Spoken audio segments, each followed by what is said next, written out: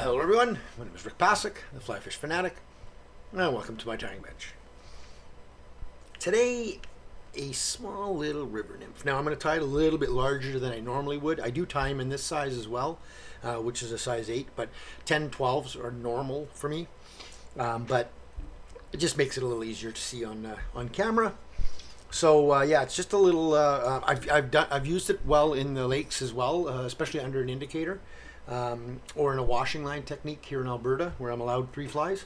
So yeah, so let's not even play around. Let's just get right into the fly. So I'm gonna start off today with a Hends BL554 in a size 8. Like I said, I will tie it in 8, 10, and 12. I've got a 1/8 black bead on there. I'm also now if you have tungsten, go ahead. This is just brass. I didn't have a tungsten. Gonna go with some sticky back flat lead. Okay, just going to cut myself a little strip off of here of the sticky back.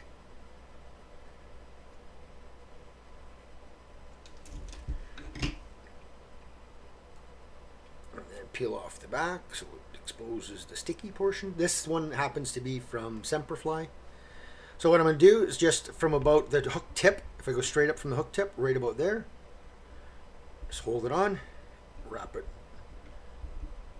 3 wraps usually around that forward, break it off, and then I'll come back again and I'll just start just a little bit past that, just so I can get a purchase onto the hook right there. And again, 3 to 4 wraps, whatever takes you right to the behind the bead. Bust that off. There you go. That just gives you that little bit of additional weight. Okay, so I'm going to turn down this one little light here. It doesn't shine off of that sticky back as much. So now I'm going to use some Semperfli Classic waxed in gray. You can use it in gray, in green, and brown. It all depends. It just it doesn't really matter because it's not. None of this is the thread is going to be seen, and I'll be putting a hot spot on at the end anyway. So, so just tie that on. Then I'm going to take a little bit of ringneck pheasant here, some natural ringneck pheasant, just a natural one. I tie this as well in a kind of a hot version with in purple and stuff, but so just a little bit of pheasant here. I'm just going to grab about, just put it 90 degrees, and grab about 6 or 8 of them. Tear it off. This is just going to be from my tail. And I want my tail, I'm going to pull these 2 longer ones out of there. So I don't want a huge tail on this one. So I want the tail about as long as what I put on for lead there. So about there to there. We'll just tie that on loosely right about there.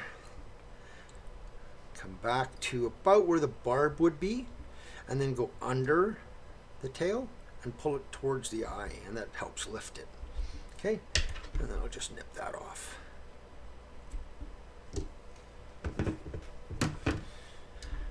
So it's not a huge tail, but just enough that it's there, right? So you can see it. Then I'm going to come back forward, and I'm going to take some of the Semperfli micro metal in fluorescent red. This won't really be seen. It'll be seen a little bit. You'll just see a little bit through the dubbing, but not much. So. Now you could use wire if you wanted to. It just adds a little bit more weight again. But this is just what I've been using. So, and then I'm going to use the hard dubbing from Hends. This is a mix of rabbit and a bunch of other stuff. It's really nice stuff. It's like really nice. It's probably one of my favorite natural dubbings. And I'm going to use for this one. I'm going to use this number 14 right here where my finger is. It's kind of a coppery. Kind of color.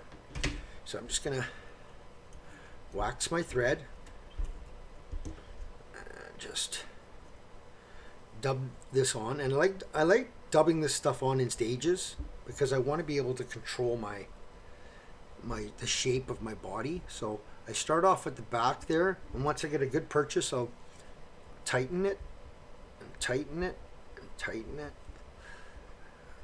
I want this to be fairly thin at the back and taper up to a thicker body at the front. Right. So again, I'm going to do the same thing. I'm not going to put a ton on. I may have to do one more. And once I get a good grip, tighten a little bit less. Okay. And now that underbody lead will help with the taper as well, right? So a little bit more. And one more bit. Like I said, I prefer working in stages with dubbing. I always have. I don't like putting a whole bunch on and then having to take stuff off. Oops. Let's redo that. Don't like the way that went on.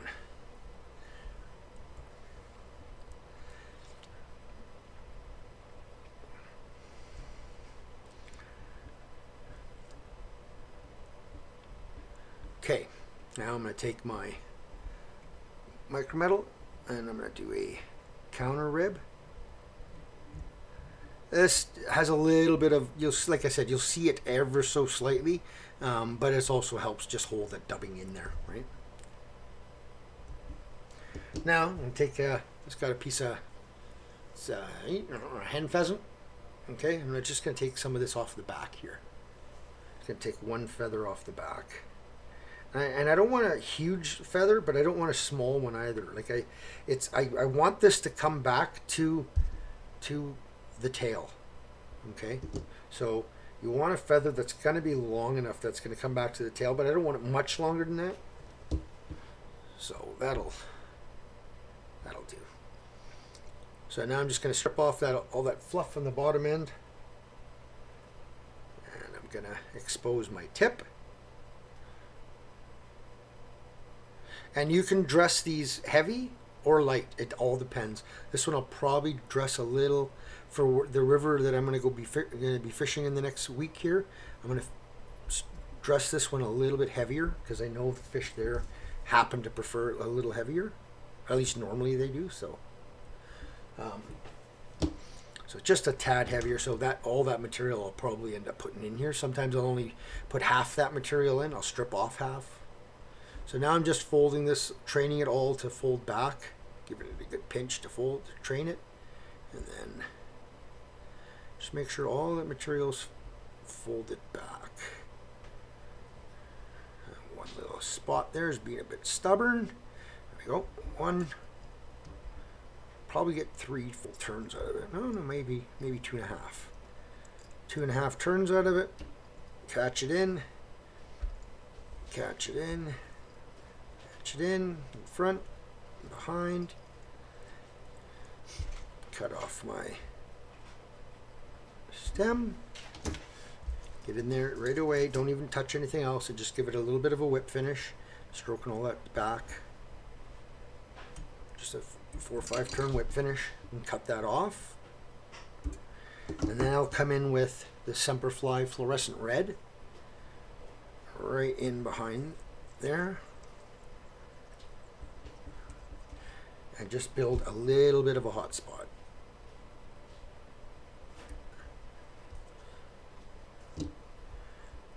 Not a huge one, but right up against that bead. And then another whip finish. Just 3 turn. And then I will take a little bit of my Sally's and just put it right on the thread there.